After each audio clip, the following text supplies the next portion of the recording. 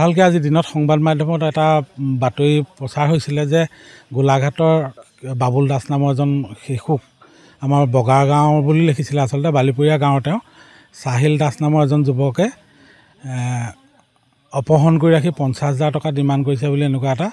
news ওলাইছিলে আৰু সেই ক্ষেত্ৰত আমি কি হ'ল আমি গাঁৱৰ যিহেতু সন্মানৰ কথা আছিলে আমি এই বস্তুটোত খুব গুৰুত্ব সহকাৰে লৈ আমাৰ মধ্য বগা গাঁও গাঁওৰক্ষী বাহিনীয়ে আমি সন্ধিয়াৰ পৰা বিভিন্ন জেগাত তেহেঁতক পাওঁ নেকি অলপ চুপ দিয়াৰ ব্যৱস্থা কৰিছিলোঁ আৰু তেওঁলোকক শেষত আমি আমাৰ অলপ আগতে এটা ডাকঘৰ চাৰিআলি আছে তাৰ বাটচৰাত আৰু দুজন যুৱকৰ সৈতে তেওঁলোকক মদ্যপান কৰি থকা অৱস্থাত পাই আমি আমাৰ VDP যি কাৰ্যালয়লৈ লৈ আহিলোঁ অনাৰ পাছত তেওঁলোকক তিতাবৰ আৰক্ষীক গতাই দিয়া হৈছে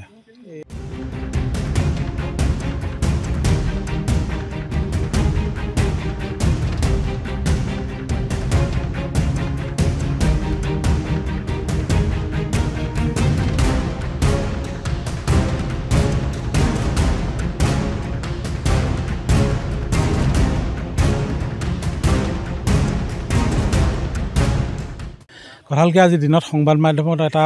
বাতৰি প্ৰচাৰ হৈছিলে যে গোলাঘাটৰ বাবুল দাস নামৰ এজন শিশুক আমাৰ বগাৰ গাঁও বুলি লিখিছিলে আচলতে বালিপুৰীয়া গাঁৱৰ তেওঁ সাহিল দাস নামৰ এজন যুৱকে অপহৰণ কৰি ৰাখি 50,000 টকা ডিমাণ্ড কৰিছে বুলি এনেকুৱা এটা নিউজ ওলাইছিলে আৰু সেই ক্ষেত্ৰত আমি কি হ'ল আমি গাঁৱৰ যিহেতু সন্মানৰ কথা আছিলে আমি এই বস্তুটোত খুব গুৰুত্ব সহকাৰে লৈ আমাৰ মধ্য বগা গাঁও গাঁওৰক্ষী বাহিনীয়ে আমি সন্ধিয়াৰ পৰা বিভিন্ন জেগাত তেহেঁতক পাওঁ নেকি অলপ চুপ দিয়াৰ ব্যৱস্থা কৰিছিলোঁ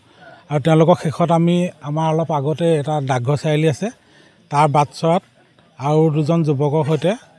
তেওঁলোকক মদ্যপান কৰি থকা অৱস্থাত পাই আমি আমাৰ VDP যি কাৰ্যালয়লৈ লৈ আহিলোঁ অনাৰ পাছত তেওঁলোকক তিতাবৰ আৰক্ষীক গতাই দিয়া হৈছে